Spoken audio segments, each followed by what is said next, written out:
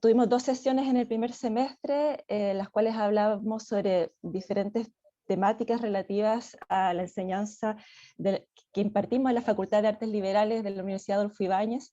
Mi nombre es Magdalena Pereira, yo soy docente, profesora en la universidad y soy también directora del Centro de Estudios del Patrimonio. Nuestro objetivo con estos conversatorios justamente es invitar a las alumnas y alumnos de la universidad, como también a aquellos alumnas y alumnos de otras universidades como público en general, para compartir estas apreciaciones de obras de arte y los temas que nos acercan, ¿no es cierto?, a conocer más qué es lo que es una obra en cuanto a su formato, su espacio, qué es lo que es una obra en cuanto a la mediación, qué es lo que es una obra en cuanto a su descripción. Y en este último tema, justamente, es en el cual, junto con el Museo Baburiza, hemos estado desarrollando estos conversatorios, y lo que hoy nos convoca es hablar con este título, ¿cómo puedo expresar mis sensaciones frente a una obra cinematográfica? Es que tenemos un invitado especial, su nombre es Claudio Pereira, él es arquitecto, es docente y gestor cultural, es director, ¿no es cierto?, del Festival Internacional de Viña, junto a muchas otras experiencias que vamos a conocer más en detalle, que va a conversar y va a compartir su experiencia con Macarena Roca. Ella es profesora, docente, investigadora en la Facultad de Artes Liberales. Ella es literatura, esto es su magíster, está doctorando en literatura, como también Javier Muñoz, él es mediador, está a cargo de mediación y curatoría en el Museo Baburiza, y ambos estarán dialogando con Claudio Pereira, así que yo hago esta breve introducción y le paso el micrófono a Javier para comenzar nuestro conversatorio. Muchas gracias, y no olviden realizar sus preguntas por el chat, que al final del conversatorio les estaremos preguntando a nuestro invitado y profesor. Gracias. Bueno, muchas Javier. gracias, Magdalena. Buenas tardes a todos y todas.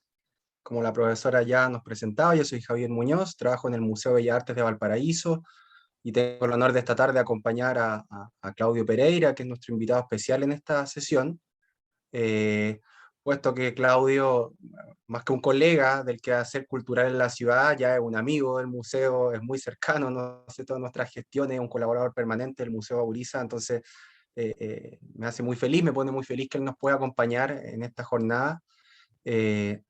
Y bueno, tú ya, Magdalena, hablaste un poco de su currículum, es bastante amplio el currículum de Claudio, él es un hito fundamental en el desarrollo del Festival Internacional de Cine de Viña del Mar, que es el festival de cine más antiguo del país, el segundo más antiguo de Latinoamérica. Él está muy vinculado a la vida docente, impartiendo ramos de estética e historia del arte en la Universidad del Paraíso.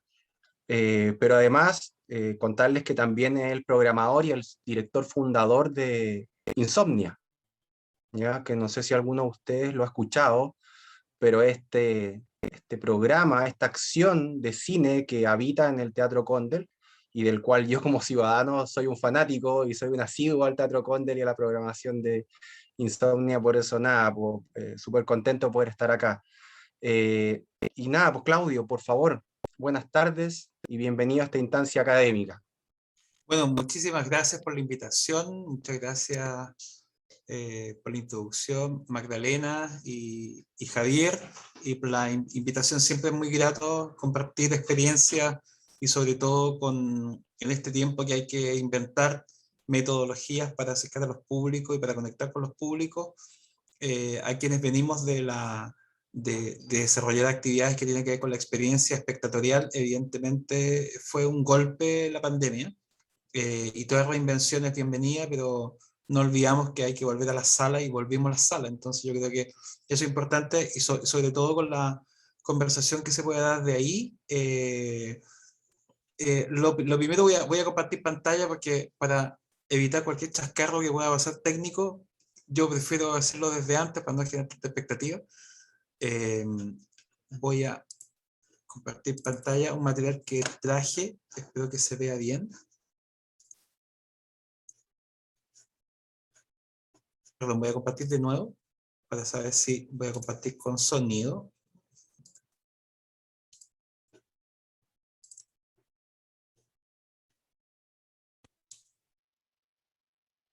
Yo solamente me pueden decir si se ve la presentación. Ya. Bueno, lo primero que quiero comentar, le voy a bajar un poco estos sonidos, que este es el spot del año pasado del Festival Internacional de Cine Viña del Mar, que como bien dijo Javier, además de ser uno de los más antiguos, tiene varias dimensiones de responsabilidad que tiene que ver con la difusión del cine y la difusión cultural. Esto lo hicimos online, este año vamos a tener la posibilidad de volver a hacer un festival online, pero vamos, ojalá, tener una presencialidad, que es un poco lo que estamos luchando. Si es que las variantes nos dicen otra cosa, vamos a poder volver a la sala después de 2 años.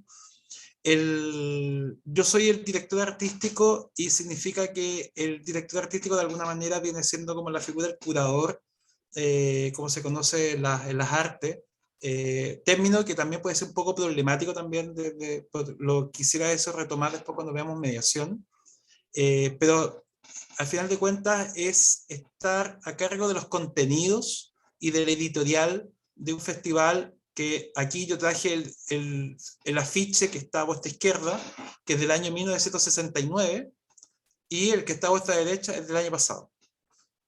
Son 33 ediciones, es un festival que nace en los años 60, y la tercera edición se iba a hacer en octubre del año 73, no se pudo hacer, y luego se refunda el año 90, ininterrumpidamente se realiza. Sé que el tiempo es súper acotado, no voy a profundizar en esquemas de esta naturaleza, pero solamente lo traigo a colación, porque el año 67, como está en amarillo, en el centro del esquema, nace el Festival Internacional de Cine Viña del Mar dentro de un contexto que se llama el nuevo cine latinoamericano. Toda la información que está acá, que tiene que ver con las producciones que empiezan a aparecer a finales de los años 50 en América Latina, da cuenta que en Latinoamérica se empieza a hacer por primera vez un cine que tenía como misión desmarcarse de una visión dominante del cine. En otras palabras, el cine que se hacía en nuestros países se hacía por manufacturas norteamericanas, o eran, como fue el caso de Argentina y de México, fueron películas que eran producciones industriales, películas de género, eran musicales, melodramas, pero no había una autoría o una visión de autor o de autoras, como lo que posteriormente va a suceder con el cine moderno. Son cines que no daban cuenta de un contexto cultural propio, político, social y cultural, pero a medida que va avanzando la década del 60, van a ver que ese esquema se empieza a densificar, y el año 67 es para muchos, por muchos factores, no solamente por la reforma educacional en Chile, va a ser el año bisagra, y el año 68-69 verán que ya empieza a densificarse, comienza a aparecer la influencia del mayo francés, aparecen los nuevos cines, y finalmente lo que se conoce como las nuevas olas. El cine latinoamericano de los años 60 se va a conocer como el nuevo cine latinoamericano. Esta foto que está de fondo está sacado al lado del Cine Arte de Viña del Mar en el año 1969. El Festival de Cine de Viña del Mar no solamente es el más antiguo, sino que el que aparece en los libros de historia del cine como la primera vez que un festival se autodenomina latinoamericano. Y esto es sumamente importante, porque no es, si bien hay más antiguos como Mar del Plata, que es un festival, pero la vocación de Mar del Plata era traer el cine europeo a Latinoamérica. Y sucedió también con el Festival de Cine de Punta del Este, que era una visión de un filántropo con mucho dinero que estaba en Punta del Este, y quería traer lo que sucedía en Cannes a traerlo a Uruguay. Entonces, muy interesante cómo en América Latina, paralelamente a lo que estaba ocurriendo en Viña del Mar, habían experiencias de ojalá traer las luces, de alguna manera, lo que brillaba en este cine europeo. La diferencia es que en Viña del Mar fue la primera vez que se reúnen directores de Brasil, Argentina, entendiendo, no hay internet, no hay WhatsApp, no hay paquetes aéreos cómodos, se viajaba en tren en los años 60, o sea, era otro planeta. Por lo tanto, que cineastas de Argentina se encontraran con los cineastas chilenos, o los estudiantes de la Escuela de Santa Fe, que viajaron para Viña del Mar, para encontrarse con los estudiantes de la Escuela de Cine de Viña del Mar, que estaba dirigida por Aldo Francia, la Universidad de Chile, sede de Valparaíso, fue un hito, un acontecimiento. ¿Y por qué fue un acontecimiento? ¿Qué es lo que fue lo que varió? En estas 4 imágenes, lo voy a decir muy rápido, sé que ya Javier me dio todos los tips que teníamos, 45 minutos, así que si a veces peco de hablar muy rápido, trato de modular bien, algo me hizo bien la fonoaudióloga de algunos años. Van a encontrar algunos rostros conocidos. Yo sé que la foto es muy pequeña, pero no sé si notan algún cantante algo conocido en Argentina y en el resto del mundo, que es Carlos Gardel, y al lado tienen a Eva Perón, que son películas del año 45, entre 35 y 45, y arriba María Félix. Eran las películas que hasta los años 40, 50 se hacían en los 2 países más importantes que tenían industria del cine, que eran Argentina y México. Se hacían películas de melodrama, películas musicales. De hecho, que aparezca Carlos Gardel y Eva Perón eran como 2 síntomas, evidentemente, que había un ícono cultural que estaba representando en el cine. No había televisión, no había videoclip. Bien lo saben los fanáticos de los Beatles, ¿cierto? O de Elvis, que la única manera de ver a los ídolos era a través de las películas. Lo mismo sucedió en América Latina con el caso de Gardel y con Evita Perón. Por lo tanto, el cine que cambia para los años 60 es que deja esta calidad de película que empieza a ser un símil de un cine dominante, un cine industrial, y empieza lo que algunos llaman, como Isaac León Frías, que es uno de los grandes críticos de cine, y quizás una de las voces más autorizadas que ha escrito más sobre cine latinoamericano, Isaac León Frías, más conocido como Chacho, vino el año 67 y 69, y es alguien que más ha escrito sobre cine latinoamericano. Y lo que aparece son una divergencia. Hay una dimensión estética y una dimensión política que aparece en el cine latinoamericano. Es decir, lo que a muchos llaman el tercer cine. ¿Y por qué el tercer cine? Porque para algunos era fundamental dar un paso al costado del primer cine, del primer mundo europeo, y del segundo cine, que es el cine norteamericano. Y para muchos, en esta idea de poder tomar conciencia política, que lo que estaban, las transformaciones sociales en América Latina estaban ocurriendo, el cine tenía que ser el vehículo de transformación social. Por lo tanto, las divergencias sobre la dimensión política y estética, evidentemente, fue la matriz lo que uno conoce como nuevo cine latinoamericano. Arriba, las tres películas fundamentales del Cinema Novo en Brasil. Abajo, parte fotogramas de una película fundamental de La Hora de los Hornos en Argentina. Y de 10, un corto documental y ficción que aparecen por primera vez niños hablándole a la cámara, y no un antropólogo hablándole a la cámara, traduciendo la voz de los otros. Esto es súper importante, la idea de la subalternidad que propone el nuevo cine latinoamericano. Es decir, ya no es un antropólogo o un blanco de élite, hombre blanco de élite, que va a hablar por una comunidad, sino que van a ser los propios desplazados o desplazados, perdón, de la imagen, y van a aparecer niños que se están muriendo de hambre y que van a hablar a la cámara. O como Jaguar Malcu, que es una película que se llama Sangre del Cóndor, de Jorge Sanginés, estrenada en Viña del Mar en el año 69, es una comunidad aymara que va a hablar en aymara y que va a contar un relato de sus propias vivencias. O La Hora de los Hornos, la película que cité, que es una película de guerrilla, como se autodenomina, que es una película que llama a la toma de conciencia. Por lo tanto, como verán, aparece algo que no había aparecido en América Latina, y estas películas se estrenan en Viña del Mar en el año 69. El caso de Glave Rocha, que es la figura fundamental del Cinema Novo, que propone, a diferencia de sus compañeros de Argentina y de Bolivia, propone un cine alegórico, propone hacer un cine más cercano incluso a las técnicas teatrales de interpretación de Bertolt Brecht, algo que era totalmente revolucionario, una película latinoamericana que a través de técnicas de interpretación distanciada hiciera una alegoría política de los problemas fundamentales políticos que tenía Brasil, que en este caso es la disputa de la tierra y los dueños de la tierra.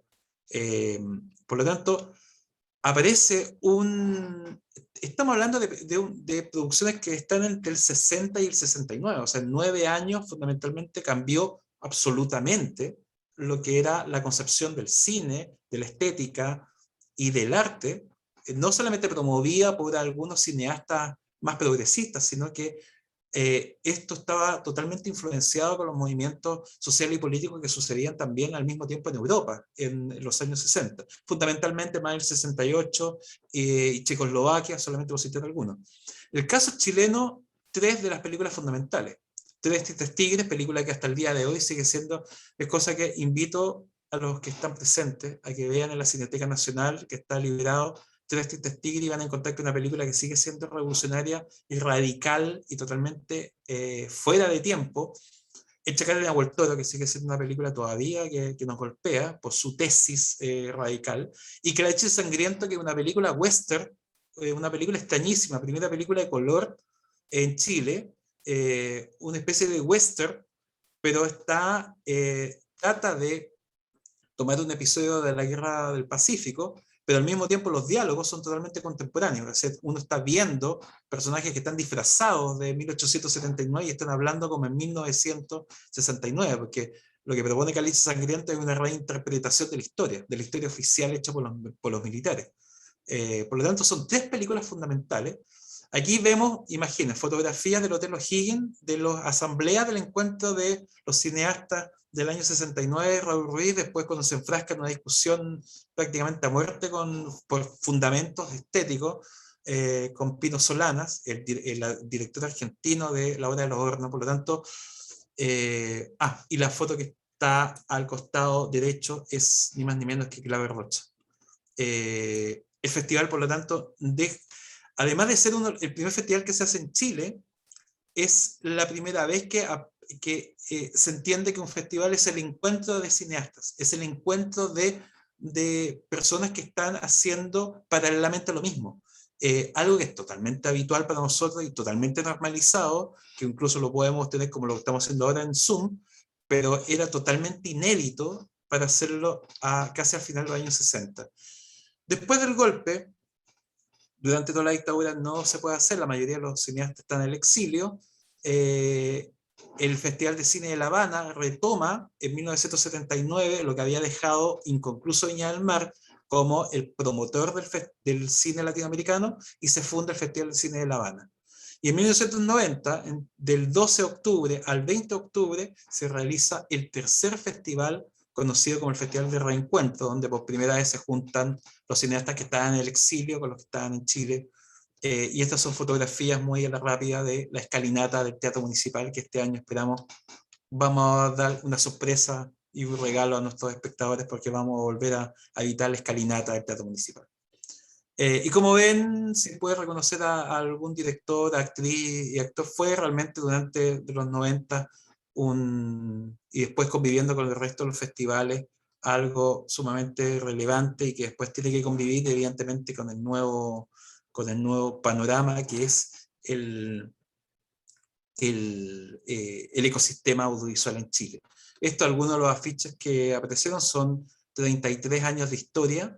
El año pasado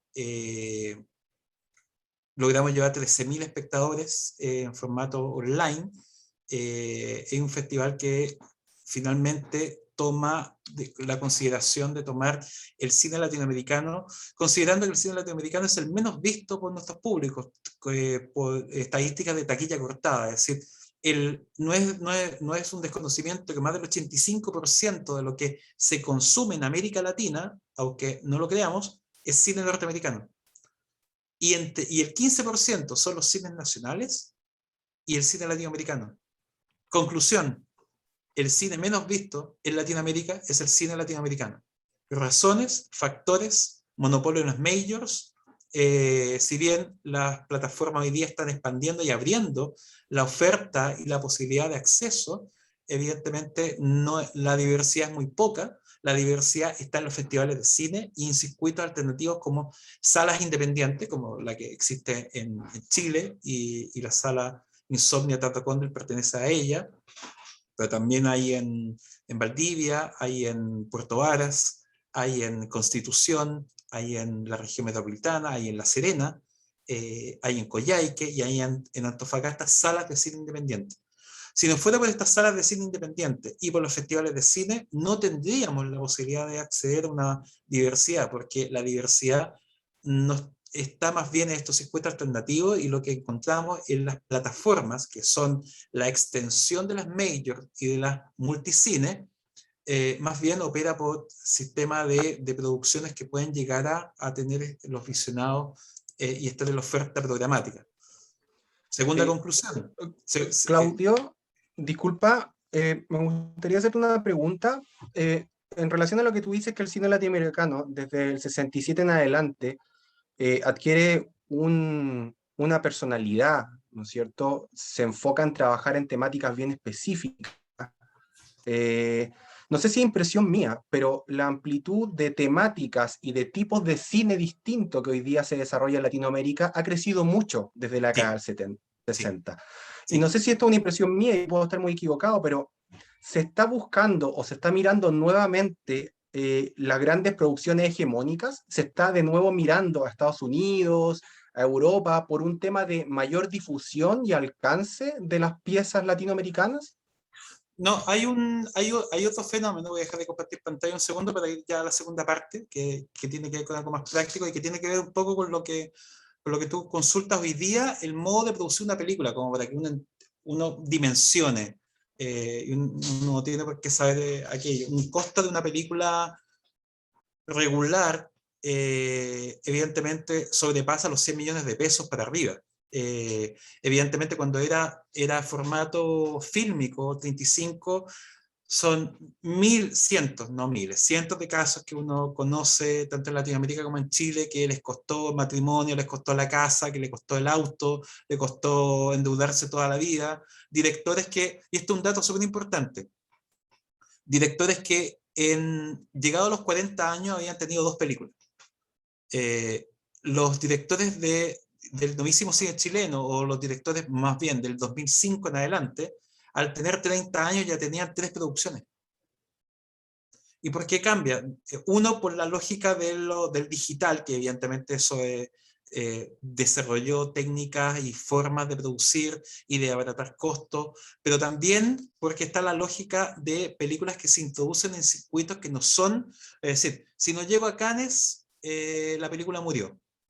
Hoy día la lógica es circuitos alternativos de festivales, festivales especializados, festivales con mercados donde pueden las películas optar a postproducir la película, costos que son imposibles como para tener en consideración también. Son películas o producciones que intentan financiarse con medios públicos, es decir, en Chile está el Fondo Audiovisual, y estaba Corfo, que ya no está, pero hoy día está el Fondo Audiovisual, pero eso no basta para producir, para escribir, para filmar y luego postproducir. Por lo tanto, eso se va terminando en otros circuitos que son internacionales. Y la posibilidad de hacerlo en esta es que es posible también coproducir. Y de hecho, la película que les quiero mostrar, el fragmento, no sé cómo voy en tiempo, pero a lo mejor los 3 segundos que tengo para poner un fragmento, está producida por 9 países. Una película colombiana, argentina, brasileña, noruega, francesa, alemana y danesa, donde cada país fue una posibilidad donde esa película postuló a un mercado, a un concurso, a un festival, donde una empresa de ese país se asocia a la empresa productora donde está la película. Hay algunas películas que por la dimensión y por la factura son imposibles de hacer con los recursos que tiene cada país. No todos los, perdón, cosas que pasan en el Zoom. No todos los países tienen ley de cine, no todos los países tienen fondo audiovisual. Bolivia este año cerró el fondo audiovisual que tenía. La crisis que hay en Brasil, en México el recorte presupuestario, por lo tanto hay países también en Latinoamérica que tienen problemas de inestabilidad política que impactan directamente en el financiamiento estatal que tiene el arte, en específico el cine. Por lo tanto, la manera, y con esto redondeo tu pregunta, o sea, la respuesta para tu pregunta, es que ya no se va, ya no era como antes, que uno podía, o se tenía la idea que para producir una gran producción, se tenía que llegar a un estudio norteamericano, o que se asocie con un estudio norteamericano.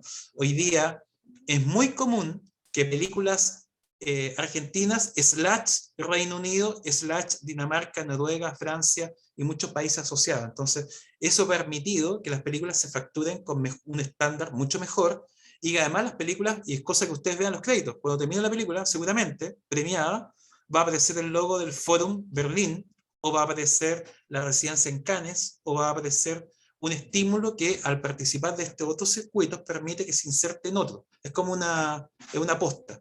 Si está en uno, permite que se visibilice por otro. Entonces, eso ha cambiado rotundamente y ha posibilitado que directores de cinematografía que están más bien marginadas históricamente, como Costa Rica, que es un país que hoy día está produciendo un magnífico cine en un volumen muy menor. Estamos hablando de 3 películas o 2 películas que llegan de hecho, en la quincena de realizadores de Cannes estuvo Clara Sola, una película costarricense por una directora muy joven, que películas que, si esa película no hubiese sido cofinanciada por Europa, no podríamos haber tenido la posibilidad de verla. Entonces, eso ha cambiado radicalmente. Entonces, pasando, en honor al tiempo, pasando a lo que nos convocaba, la segunda parte, que lo quiero conectar con lo que acabas de preguntar, Javier. Si estoy hablando muy rápido me dicen, pero no quisiera que el tiempo... Pero para aprovechar el tiempo está súper bien, Claudio. Me imagino que al también tener producciones internacionales de múltiples países, eso también automáticamente multiplica la difusión de los Por trabajos supuesto. cinematográficos. Por supuesto, pero también considerando que, bueno, la lucha es cómo vencer ese 2%, que uno siempre lo dice como broma, pero es una broma un poco perversa porque tiene algo de razón. La estadística que yo di del 2% que se consume cine latinoamericano es del año 2018, que la dio Ejeda por el cine iberoamericano. O sea, no es una presunción ni un cálculo, son datos públicos. En Chile se exhibió una película que protagonizó Mercedes Morán con Ricardo Darín. Entonces, seguramente ese 2% de consumo de cine latinoamericano, quizás la mitad ya se lo absorbió la película que protagoniza Ricardo Darín. Entonces, porque decimos el 2% de consumo latinoamericano, pero cine brasileño, costarricense, guatemalteco, mexicano, colombiano, no llega a Chile. O sea, son algunas producciones que vienen por circuitos de salas de cine independientes o de distribuidoras que pueden instalar una película en una multicine.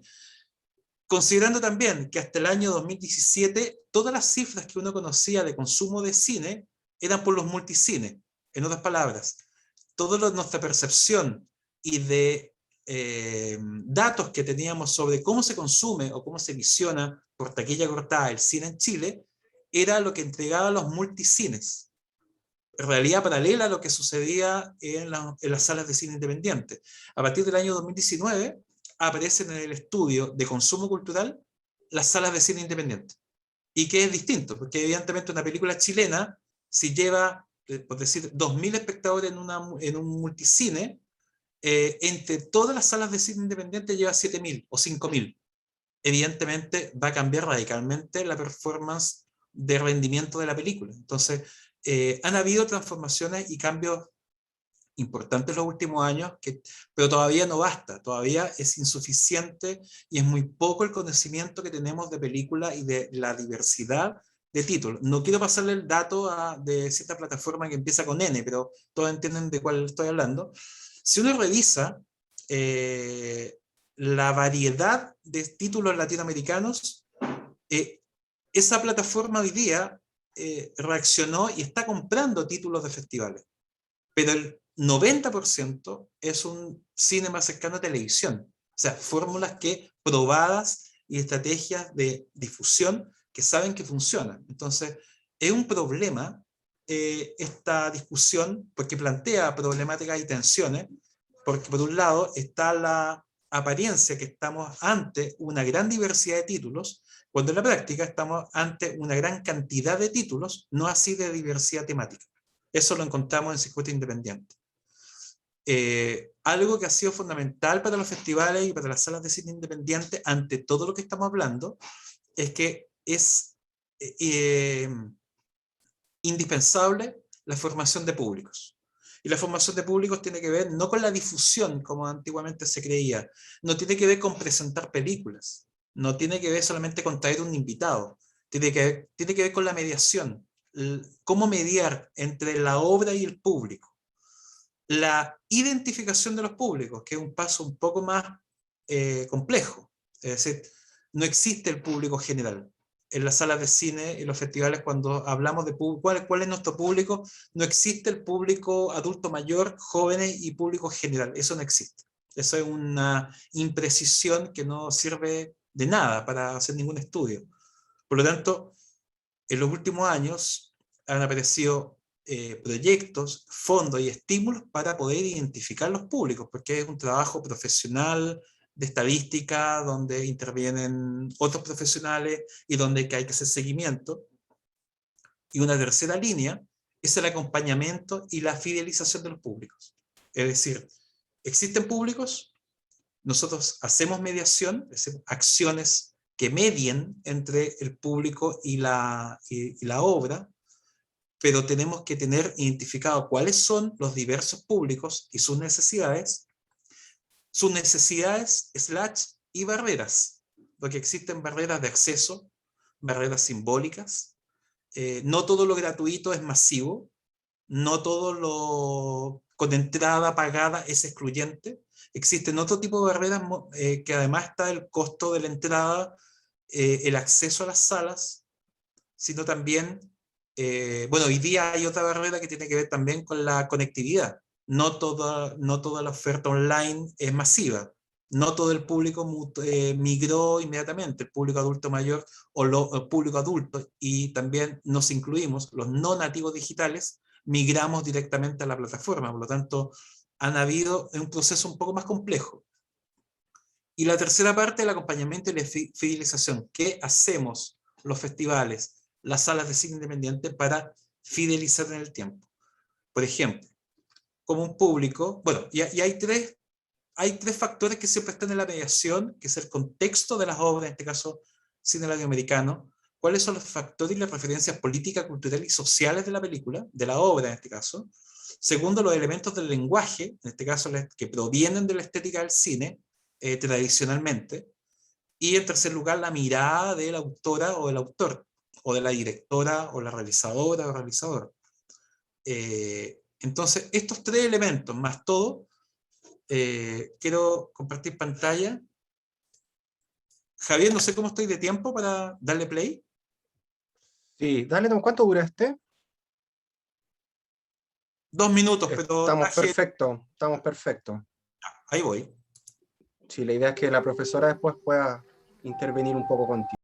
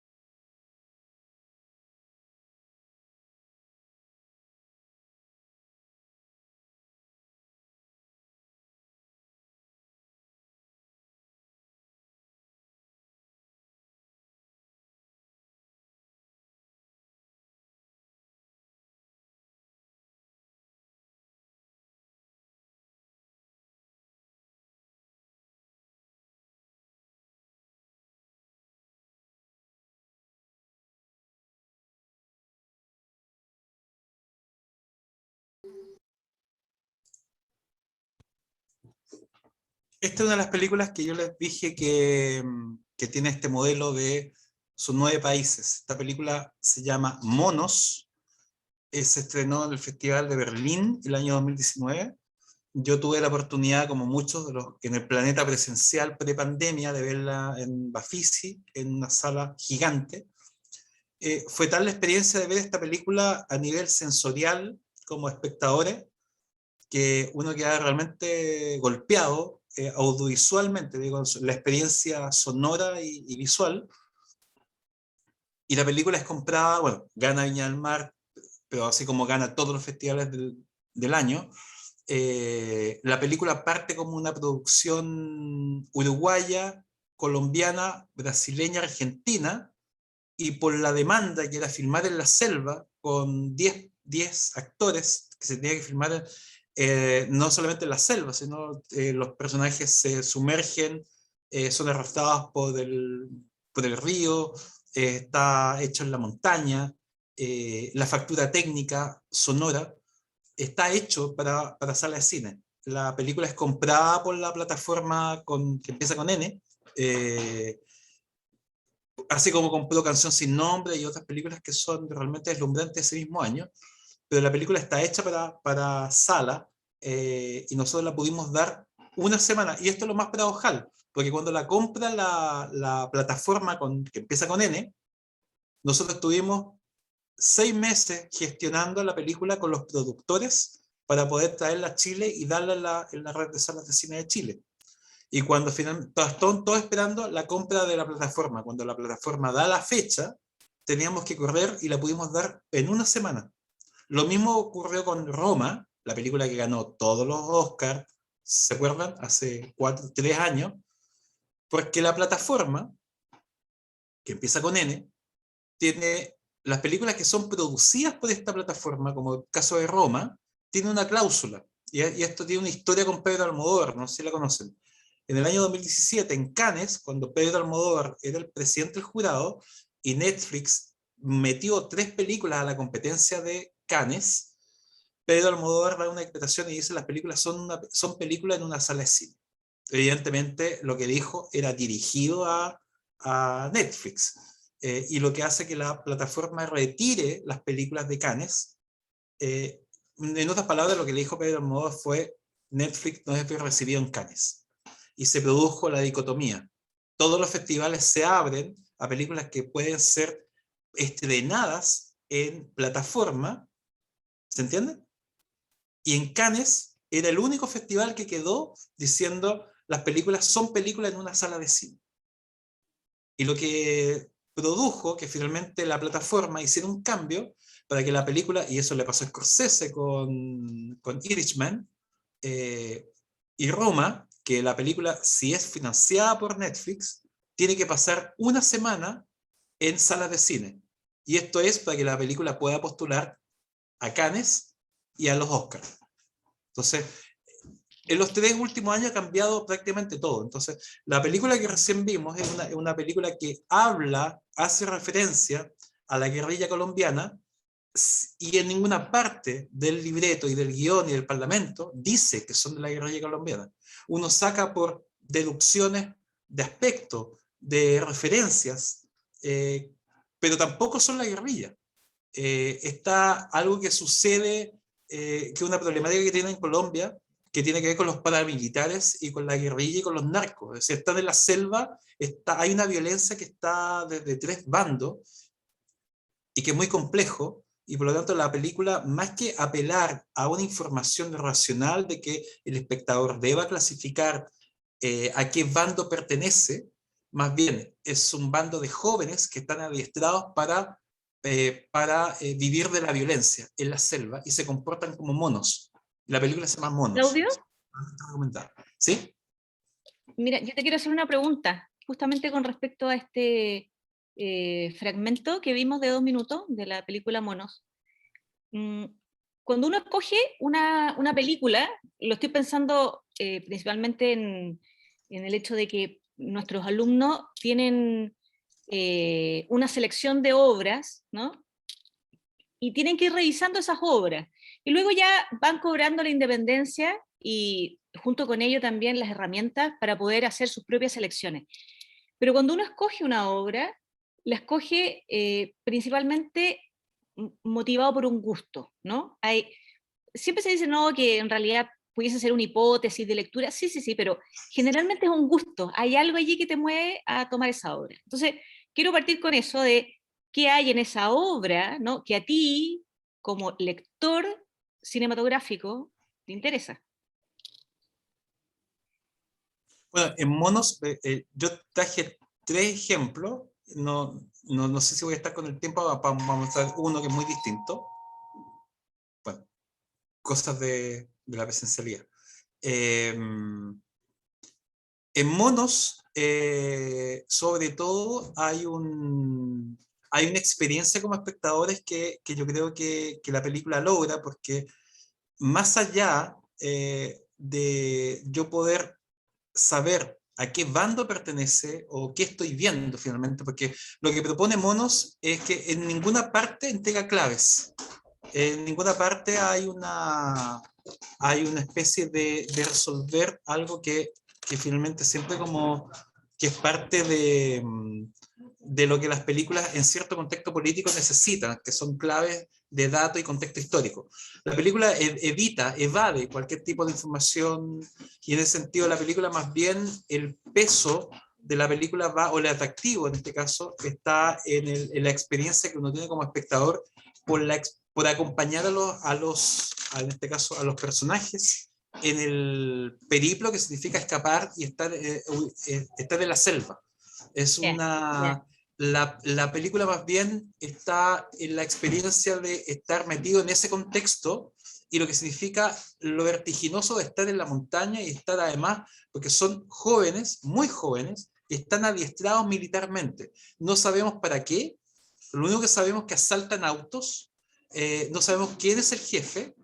El final es muy dramático, muy terrible, muy desalentador, pero la película impresiona, y cuando vimos la película en sala, en el festival, pudimos contratar porque la protagonista llegó al final de la función, cosa que el público no sabía, y cuando el público empieza a aplaudir de la emoción, porque físicamente uno, como si está en las mejores condiciones audiovisuales, logra ser golpeado y mojado por o sea, revive y sufre prácticamente todo lo acontecer físico que le ocurren a los actores. Cuando ven a la actriz, la sala revienta porque finalmente cuando uno ve obras como esta, o la que sea, que a uno lo golpea de distintas maneras como espectadores, necesita el diálogo finalmente, o hablar, o poder...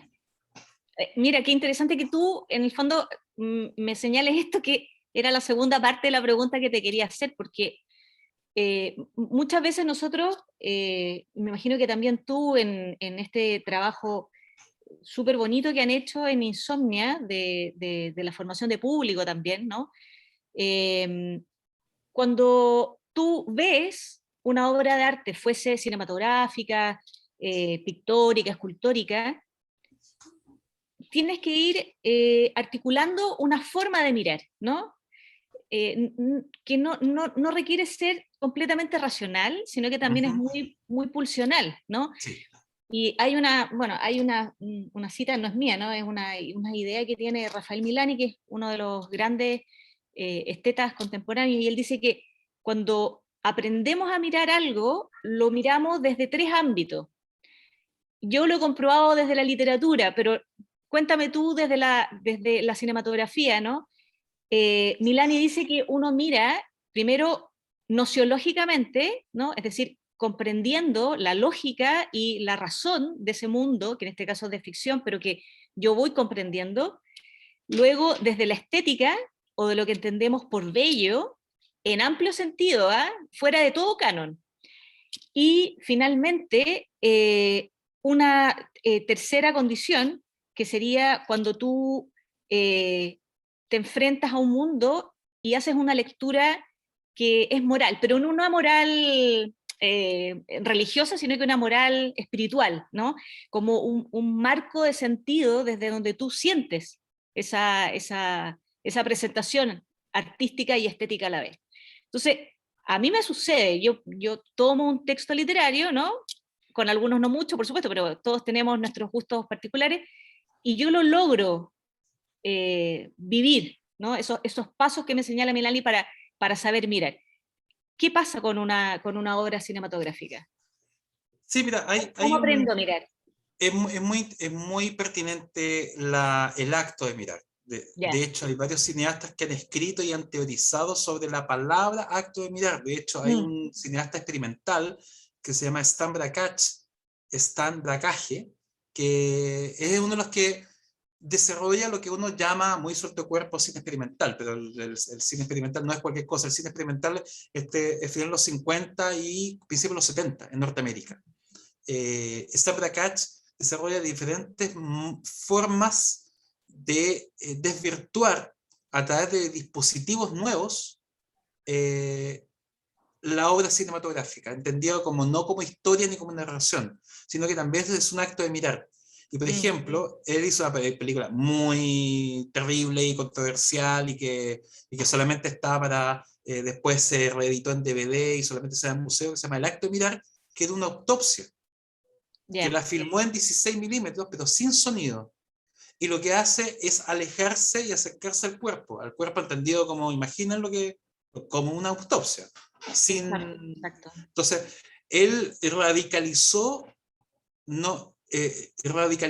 la distancia que uno como espectador tiene frente a las cosas. Es como un golpe que a uno le dan, no con la distancia mediatizada que siempre el cine tradicional, por no decir clásico, tiene. Que la cámara, si se fijan, cuando vean, incluso una serie, a todo esto, todas las series producidas por la plataforma, ya se aparecen, todas las series se está apareciendo. Los mismos tiros de cámara, sigue ciertos cánones que el propio cine clásico construyó, por lo tanto, uno como espectador adopta una mirada, casi por osmosis, y uno, incluso como espectador, sabe cuánto dura una película. Entonces, si uno hace una encuesta en este salón o en esta sala virtual, apostaría que la mayoría diríamos entre 90 y 100 minutos. Una escena debe ser relativamente corta, con planos muy cortos y plano contra plano, que no es otra cosa lo que se inventó en los años 30. Es decir, nosotros estamos de alguna manera reproduciendo un dispositivo creado en los años 30 por los estudios norteamericanos y que se ha ido reproduciendo porque es un modelo dominante. Claro, películas como Monos, Las Herederas, Canción sin Nombre, por citar 3 grandes películas latinoamericanas, no están en esa. Entonces uno comienza, oye, pero la película es muy corta, muy larga, la película, Roma, no sé si ustedes la vieron, o los que están aquí, y yo escuché mucho, es que no pasa nada, la película es tremenda y pasa de todo, lo que pasa es que está en una lógica de cómo se construye, por ejemplo, los planos y la duración de los planos, porque no está en una lógica descriptiva. Entonces, como respondiendo una parte de tu pregunta, uno siempre se está enfrentando a una forma de mirar, y esa forma de mirar es una mirada dominante, que está en la serie de televisión, en la serie hoy día de plataforma, por no citar la palabra TV cable, porque es como muy noventera, así que hablemos de plataforma, pero más bien una forma dominante. Sí. Y lo segundo, perdón, y lo segundo que creo que es muy interesante cuando uno ve una obra es que, aunque sea una noción un poco más, un lugar común, lo que voy a decir, que uno se enfrenta a un mundo de verdad, que uno abre una ventana, como lo decía André Bazin, que decía que todas las películas son una ventana al mundo, de verdad que uno ingresa no a la historia policíaca o a la historia, sino que ingresa a un mundo. De hecho, la segunda película que quería, pero por tiempo no la vamos, está filmada en Tijuana. Es una película terrible, porque uno no entiende lo que está viendo, no sabe si es ficción lo que está viendo. Es un tipo que está disfrazado de diablo, que está con un teclado en el día, un tipo de tener 70 años, 80 años, pero está destruido por la droga, y está con un cartel diciendo, este es el apocalipsis, y yo que le canto el apocalipsis. Y ese es un registro documental que está en Tijuana. Tijuana, a los que no conocen, es un territorio extrañísimo porque está en la frontera con Estados Unidos, y como en toda frontera, se radicaliza muchas veces los nacionalismos, y Tijuana es muy particular y muy castigado también por la violencia. Entonces la película, en vez de plantearse como película documental, la película ficciona algunas cosas documentales. Entonces finalmente uno, cuando está viendo, no tiene idea si lo que está viendo es y aquí vienen los lugares comunes, producto de la forma de mirar que hemos heredado. Cuando Mira, uno dice la película es una película porque es ficción, entonces las películas de no ficción no son películas. Entonces eso es muy interesante cuando, y con esto termino, cuando los directores proponen sacarte del lugar de confort. claro. Porque uno queda descolocado, no tener herramientas para clasificar, que es lo que pasa habitualmente con la apreciación cinematográfica, que se requiere tener como nociones para clasificar la obra. Claro, sí, sí, como categoría. Oye, mira, me acordaba un poco este texto que es de, si no me equivoco, Pablo Piedras, que es un trabajo bien interesante que se hizo en Argentina sobre los documentales en primera persona, es decir, documentales que son autobiográficos, que viene justamente a generar esas metatextualidades, ¿no? Que en el fondo es una ficción en la ficción, en donde temas tan complejos como la dictadura en Argentina ha traído, ¿no?, la posibilidad a través de este género, un género súper nuevo, la posibilidad de pensar políticamente qué pasa con esa generación de los hijos o de los nietos, la generación de los testigos de la memoria, ¿no? Entonces, es bien crucial lo que señalas tú. Y te quería comentar justamente una cosa que me pasó a mí en el cine Condel, en relación también a mirar. Fíjate que el día 19 de octubre del año 2019, ¿no? Día que todos tenemos muy en mente, ¿no? Yo estaba en el cine Condel y estaba justamente con un grupo de mis alumnos de la universidad, estábamos con todo un grupo de core de arte, y fuimos a ver un documental, ¿no? Una autorrealización poética de Raúl Zurita, que se llama Verás no ver. Entonces, que fue en realidad una cosa súper bien, más que estar allí, fue luego recordarla, ¿no? Y es ahí a donde quiero ir, porque muchos alumnos, tiempo después, durante la pandemia, sobre todo en momentos muy duros de la pandemia el año pasado, el de 2020, me escribieron recordando, ¿no? Profe, el 19 de octubre que estuvimos allá, ¿se acuerda? Que después terminamos comiendo en el J. Cruz, qué sé yo, ¿no? Y recién allí les hacía sentido, por ejemplo, lo que habían visto en Zurita con respecto a este trabajo de experimentación poética que él hace con respecto a la política en ámbitos urbanos y también en ámbitos muy geográficos. Entonces, muchas veces pasa en la literatura, y me imagino que en el cine también, que el insight, el que finalmente te llegue el sentido de un texto fílmico o literario, puede pasar muchos meses, puede pasar mucho tiempo después. Entonces, dentro de esta formación que tú haces al público, ¿no? al espectador, ¿cuál es la apreciación que tienes tú, ¿no? Cuando vas formando, ¿no?, al público lector de cinematografía, ¿se genera lentamente y de forma muy tardía incluso esa experiencia estética?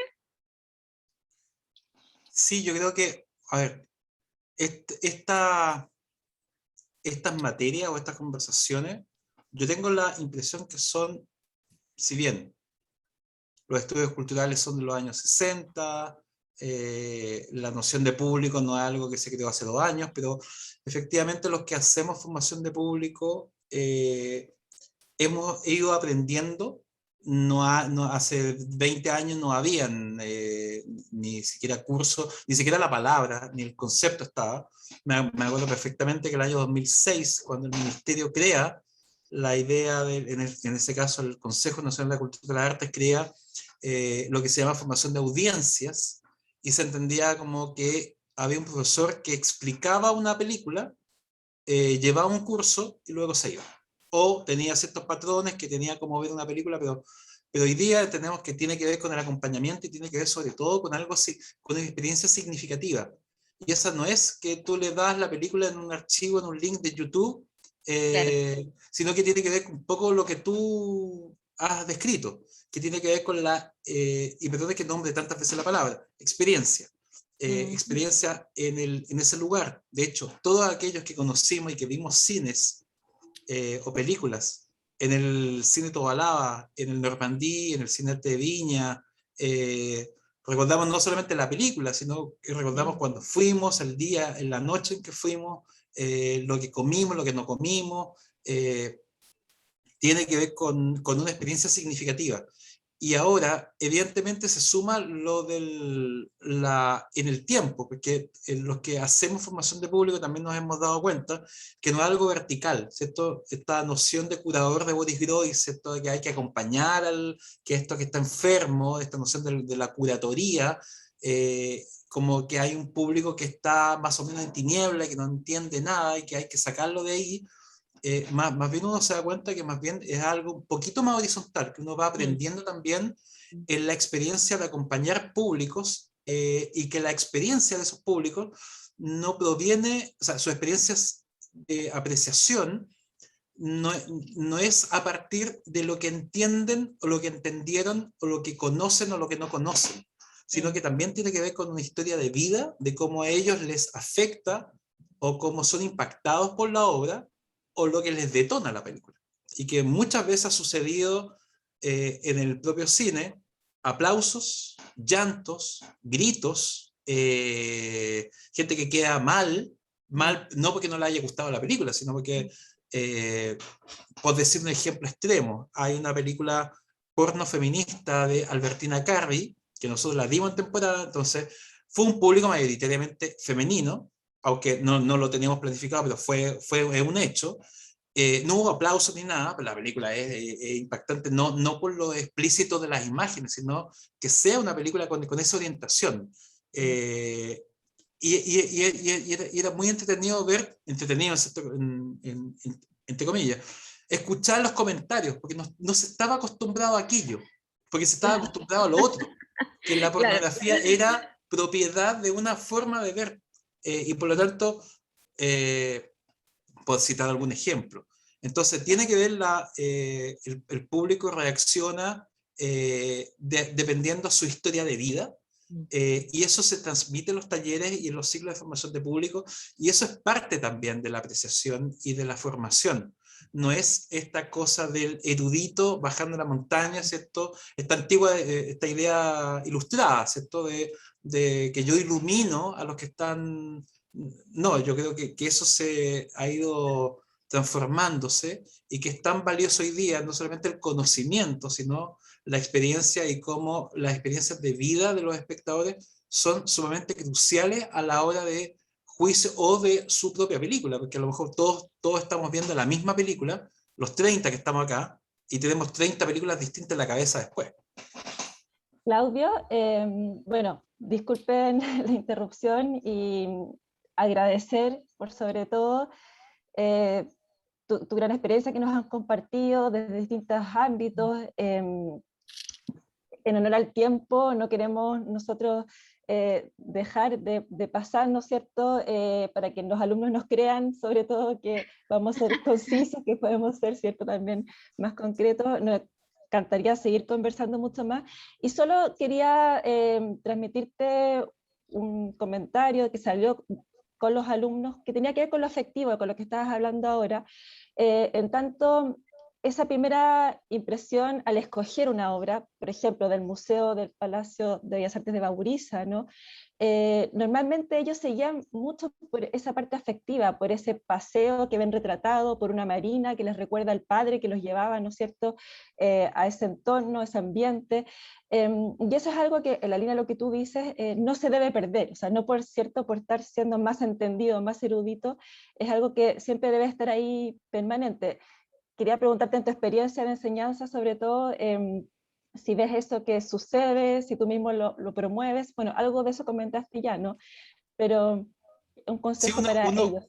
uno va aprendiendo y sobre todo particularmente con estas nuevas generaciones, Yo tengo sobre 40 años, por lo tanto, hace casi 20 años que hago, no, un poquito menos, 15 años que hago clase. Y me tocó varias generaciones, pero sobre todo estos últimos años, algo que lo quiero conectar con lo que dijo Macarena hace un momento. Las conexiones que hay, que uno evidentemente siempre predicaba cierto tipo de cine, un poco más erudito, el nuevo cine francés, la nueva ola, el nuevo cine checo, el cine independiente, etcétera, etcétera. Pero ha pasado que las conexiones, por ejemplo, a la hora que chiques de 20 años tienen que hablar de algo, ahora hablan sobre sí mismos, además con formas de representación que están más conectadas con la autorrepresentación. Y la autorrepresentación porque pareciera, y esto uno lo puede ver en distintas obras, que pareciera que todo aquello que daba cuenta de, por ejemplo, la identidad sexual o la identidad de género, no daba cuenta de la profundidad que significa que alguien incluso estuviese pasando por una transformación de vida o haciendo un tránsito. Y los documentales de autorrepresentación, que son muy íntimos, parten de la lógica que, porque hay un documental, y siempre pasa como el dato, que se llama ¿A quién le importa?, de Alain Berliner, que parte de la idea que a nadie le importa lo que voy a preguntar en el documental, que es de dónde viene mi apellido. Y lo que hace fue tomar al papá y empieza a pelear con el papá, con material de archivo que roba de todos lados, y empieza un viaje a buscar el árbol genealógico de su familia, pero parte de la lógica de decir, esto a nadie le importa, pero es sumamente importante.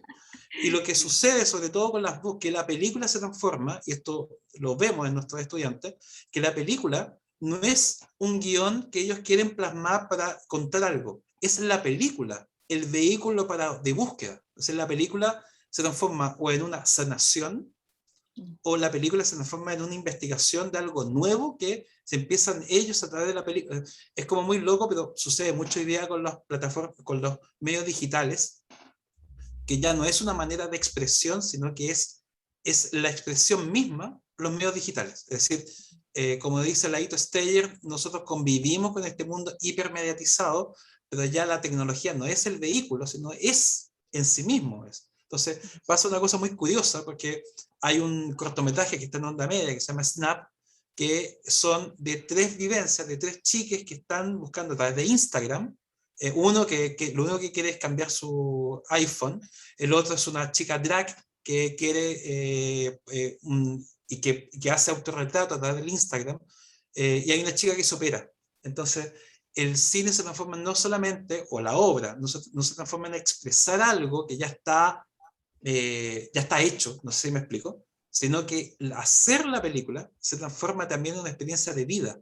Entonces ha sucedido, hay una película que se llama El Diablo es Magnífico, que también está en Onda Media, que Manu, que es la chica trans, que es la protagonista de la película, que está en París, ahora tuvo otro tránsito, y ella no quiere hablar de la película, porque ya su vida cambió después de hacer la película. Entonces, hoy día pasa algo muy potente con la afectividad, con lo íntimo, y cómo el cine incluso puede ser vehículo de algo mucho más profundo que solamente hacer un guión o temas de vanidad o de ego, sino que tiene que ver algo mucho más profundo que tiene que ver con la intimidad. Entonces eso encontramos muchísimos autorretratos familiares, no solamente con el tema de la disidencia era por citar algo que es sumamente latente, pero también encontramos temas de denuncia, temas con conflictos familiares, o decir algo que es súper íntimo, y evidentemente el conflicto de traumas políticos, y aquí me voy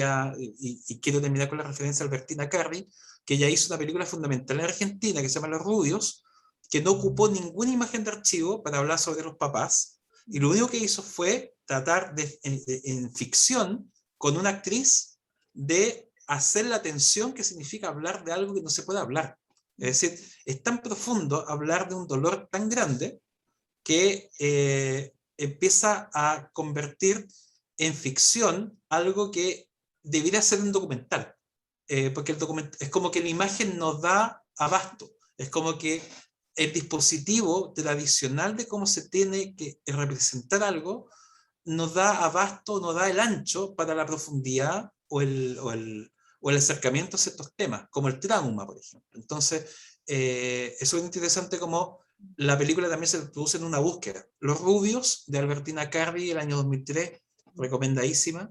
Albertina Buenísimo. incluso lee en cámara, lee la notificación del Consejo de Cultura cuando le niegan el financiamiento para hacer la película, y el Estado dice, temas tan delicados como este no pueden ser tratados en ficción. Entonces ellos se preguntan en la película, entonces para hablar de estos temas, ¿hay una manera correcta de tratarlo? Entonces, la película toca todos estos temas, como la institucionalidad a veces trata de tomar y neutralizar ciertos temas que son conflictivos. Bueno, y para eso están las películas, para abrirnos estos mundos y para hacer estas conversaciones. Perfecto, exacto. Y por eso tienen que atreverse a la descripción de las obras, no intimidarse, dejar que fluyan, ¿no es cierto?, sus apreciaciones, aunque sean íntimas, obviamente es lo más válido, y después uno va agarrando ciertos términos, ¿no?, para nombrar distintas partes de las obras. Me estoy refiriendo a las obras de arte, como lienzos o esculturas, ¿no?, que les toca a ellos hacer Sí, sus trabajos. lo último, es interesante como hoy día el cine contemporáneo, no solamente latinoamericano, sino como algo toma del cine moderno, que el arte cinematográfico se transforma en un arte autorreflexivo del propio lenguaje, el propio arte, o del propio cine. Es como, no puedo contar una película ya en clave melodrama, en clave drama, acción, aventura, no sé si se entiende. Como que ahora hay muchos cineastas jóvenes y no tan jóvenes que ocupan la película para pensar ese cine. Bueno, desde Godard en adelante, desde los años 60 en adelante, pero recomiendo una película que se llama Las Mil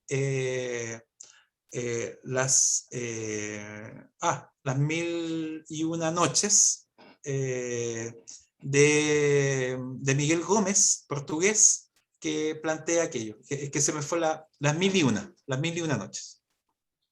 Muchas gracias, Claudio. Y bueno, el director del Museo Bauriza, Rafael Torres, que aprovecho de saludarlo, está por ahí, había dejado una pregunta en el chat sobre si en Chile podemos decir que existe una verdadera industria cinematográfica o todavía se trata de producción de cine. Bueno, creo que una consulta...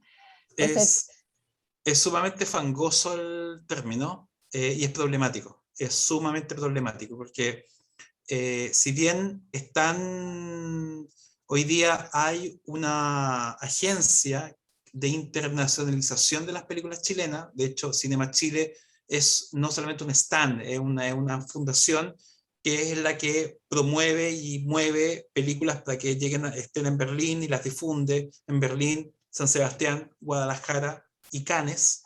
Eso no existía hace 10 años.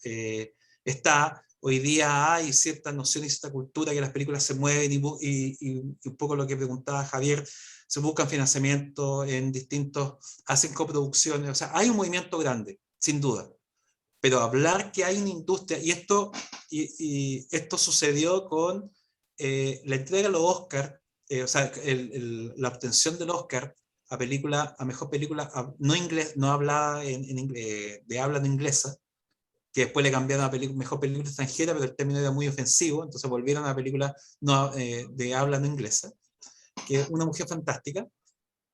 Produjo una ilusión en muchos que estaban afuera. A mí me tocó estar en México meses después, y me preguntaban, después de los Oscars, me imagino que la industria chilena se catapultó o finalmente creció exponencialmente, cuando en la práctica no sucedió nada. O sea, sucedió muchas cosas positivas, pero en el concreto, al final del día, que permitiera abrir muchísimas puertas para el cine chileno en financiamiento, no lo fue. Entonces, es muy fangoso el término industria chilena, si bien hay acciones de industria, o que tienen que ver con mercados y buscar formas distintas de financiamiento para que se terminen las películas, con facturas que son millonarias. O sea, imaginen que un sistema de postproducción cuesta fácilmente $50.000. Una postproducción, no la película, sino que la película, para que tenga corrección de color, tiene cifras que son imposibles de financiar en Chile. Pero sin embargo, no todas las películas se logran ver. Hace muy poco hay un círculo alternativo de salas de cine independientes que logran, porque si tenemos 43 películas que se estrenan al año, dato 2019, 43 películas que son las que se estrenaban en Chile entre el 2014 y 2019, que era como el promedio, esas películas se lograban, la gran mayoría estrenar en multicine, perdón, en sala independiente. Era muy difícil estrenar en multicines porque hay que pagar, aunque no lo crean, los cineastas tienen que pagarle al multicine para estrenar. O sea, es como todo al revés. Entonces, y bien sabemos que si el cineasta tenía, o la cineasta tenía la mala suerte de estrenar justo en julio, por eso que no hay estreno en julio, porque los multicines copaban todo para el major o el monstruo de los grandes estudios que llegaba para las vacaciones de invierno. Entonces, sucedía una relación sumamente perversa con los estrenos. Entonces, si lo vemos al final del día, 43 películas, pero ¿todas tuvieron la misma cantidad de pantallas? No. ¿Se producen 43 películas en Chile? No, se producen 100. Porque además hay películas de escuelas de cine. Hay películas sumamente independientes que solamente se ven en festivales. Entonces, evidentemente, las salas de cine independiente, que son pocas, no dan abasto para absorber. En Argentina hay una experiencia interesante, ¿cierto? El Inca hizo estas salas Gamun, estas salas donde las salas financiadas por el Estado, donde tienen que pasar obligatoriamente cine producido por el Inca. Entonces hay una especie de cuota o hay una especie de garantía que la película se va a dar en Chile, o sea, se va a dar en la sala de cine. Hoy día está Onda Media, pero Onda Media es un programa. Imaginen que ni siquiera tenemos canal público cultural. TVN está sacando hoy día un programa, un anexo para niños, pero todavía estamos muy al debe, todavía es muy distante el proyecto del ansiado canal cultural, del canal digital, y que la región, porque siempre nuestro imaginario sigue siendo, querámoslo o no, Santiago. Entonces, sumamente centralista. Entonces, evidentemente, lo que estamos hablando es un tema gigantesco, pero eso es lo que nos permite, o sea, si queremos hablar de industria, tenemos que hablar del aspecto completo y que evidentemente todavía falta mucho. Entonces, por eso digo, por eso decía que es fangoso o problemático el término. Muchas Pero gracias, Clau. no soy tan pesimista, se están haciendo muchas cosas buenas. Sí, no se desanimen, jóvenes, estudien cine, hagan hagan sus documentales. Y quisiéramos, bueno, ahora ya cerrar en honor al tiempo, ha estado muy entretenido, todavía nos quedan muchas más cosas por hablar. Agradecer a la Macarena, agradecer a Javier, agradecer al museo, agradecer a Claudio todo tu tiempo y disposición. No sé si quieres compartir ahí algún correo o red social para que te hagan alguna pregunta o te sigan. Profesora, mire, hay un Fermín Sorolla, hace la última pregunta y tal vez, con permiso de Claudio, me gustaría respondérsela yo. ¿Cómo mejorar o tener más cercanía con la buena apreciación del arte y del cine? Es muy fuerte lo que tú dijiste de la mirada, la estructura heredada que tenemos a la hora de ver cine. Estamos muy acostumbrados a ver la misma fórmula y nos gusta esa fórmula, y ver un cine distinto a esa fórmula no nos gusta o no nos atrae. Entonces, a Fermín yo le quiero hacer una invitación: sale de tu metro cuadrado de comodidad, atrévete. El cine Insomnia es una muy buena instancia para salir del metro de comodidad. La última vez que fui a ver Pin Flamingo, para que se hagan una idea. Entonces, son buenos ejercicios, darse el tiempo, ir a tener una experiencia nueva, y yo le aseguro, chiquillos y chiquillas, que se van a sorprender y se van a encontrar con increíbles producciones cinematográficas que escapan al canon Hollywood, que escapan un poco a la estructura europea de cine. Sí, muchas gracias por la referencia. Estamos todos los días dando cine en todos los horarios. Noches salvajes, para vean, como decimos coloquialmente, un cine más pasado para la punta, a las 9 de la noche, pero están los estrenos. Está Nomadland, está Bacurao, que es una brasileña, con Sonia Braga, un western apocalíptico, distópico. O sea, pueden encontrar eso, pueden encontrar nuevo cine francés a las 2 de la tarde, o pueden encontrar estas películas malditas a las 9 de la noche. Nos damos el viaje Mona Lisa a propósito de la autorrepresentación, a propósito de la disidencia, a propósito de eso. Una impresionante película la vamos a dar, que se llama El viaje de Mona Lisa, a las 18:30 horas el jueves, estamos dando la corrida de los sueños de Patricio Guzmán, es decir, estamos abriendo el retrato de una mujer en llamas de Cecil Sciamma. Así que estamos dando una diversidad bastante importante, estamos orgullosos por esa, y estamos en el ciclo fascinados por Un Kar-wai, así que los que les gusta el melodrama de este increíble director hongkonés, así que están invitadísimos para Insomnia Teatro Condel en Valparaíso. Y viene el Festival de Cine Viña del Mar entre el 6 y el 15 de septiembre, online y presencial, así que una gran invitación para que vean mucho de lo que estamos conversando va a estar está programado en el festival. Genial. Ahí tienen entonces, compartió Claudio, no sé si Clau, ArcCine, para que lo sigan. Y bien, muchísimas gracias a todas y todos, que tengan muy buenas tardes, muy buenas noches. Ahí está www.insomniacine.cl también. Gracias, Claudio, esperamos encontrarnos en otra ocasión contigo, en otros conversatorios u otro tipo, ¿no es cierto?, de formatos y plataformas. Así que con esto nos despedimos. Maca, Javier, ¿no se quieren decir algo? ¿Así? No, agradecer nomás a Claudio y la instancia de poder reunirnos con los estudiantes y con los profesores y docentes de la universidad, y siempre es un placer poder escuchar a grandes gestores como Claudio. Por eso agradecido de la confianza también en nuestra gestión. Muchas gracias por la invitación. Me sumo Gracias. también. Gracias a todos. Adiós. Muy bien, chao, chao, que estén muy bien. Chao, adiós. Chao. Chao, gracias.